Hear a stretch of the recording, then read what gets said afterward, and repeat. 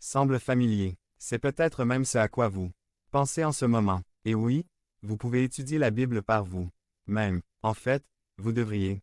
L'étude biblique en petits groupes est essentielle pour approfondir votre relation avec Dieu. Alors pourquoi étudier en groupe?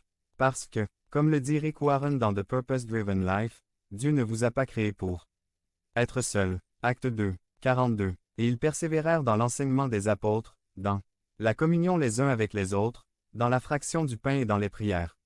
Les petits groupes offrent un lieu pour se connecter en communion avec d'autres croyants, grandir dans notre compréhension de la Bible, comme L', a fait le propre groupe de disciples de Jésus, pour répondre aux besoins ministériels des autres membres de leur groupe et partager nos questions et nos doutes.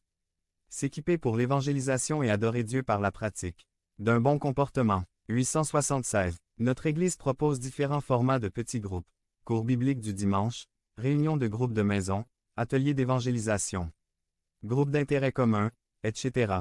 Dans les prochaines semaines, nous allons créer de nouveaux groupes, femmes de prière, jeunes hommes et études bibliques en anglais. Lequel de ces éléments sera le vôtre?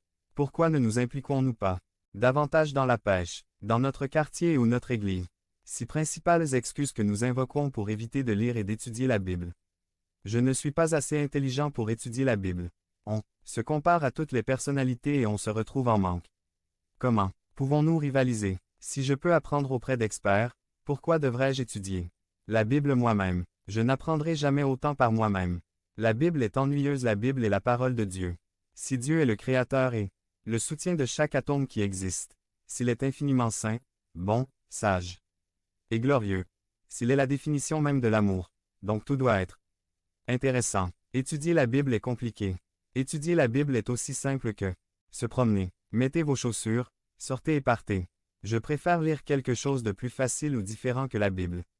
Lire un ouvrage de dévotion ou écouter un sermon peut stimuler votre morale. Mais ce n'est pas la même chose que de lire et d'étudier la Bible par soi-même. Vous devez entendre directement la bouche de Dieu. Je n'ai pas assez de temps pour étudier la Bible. Parmi les chrétiens, je soupçonne que le fait d'être occupé est la principale excuse pour ne pas étudier la Bible. Il semble que nous n'ayons pas assez de temps pour la parole de Dieu. J'ai moi-même invoqué cette excuse à plusieurs reprises. Mais nous devons faire face à cette vérité biblique. Nous faisons toujours ce que nous voulons. Je ne suis pas motivé pour étudier la Bible. Même si les chrétiens ont vécu ce changement une fois pour toutes, nous continuons à dériver et à chercher une autre satisfaction. Nous avons encore besoin de rappels sur ce qui a le plus de valeur, ce qui est le plus gratifiant et quelle est la meilleure utilisation de notre temps et de nos ressources. Peut-être que ce que j'ai dit jusqu'à présent n'est pas nouveau pour vous, vous le savez, vous l'avez pratiqué parfois, sinon d'autres dans votre vie. Peut-être pensez-vous que le sermon d'aujourd'hui n'est pas wow, il n'excite pas moi, ça ne me secoue pas. Eh bien, le wow est arrivé maintenant et je ne le mettrai pas dedans, vous le mettrez parce que la chose la plus importante, le véritable wow, c'est vivre la Bible.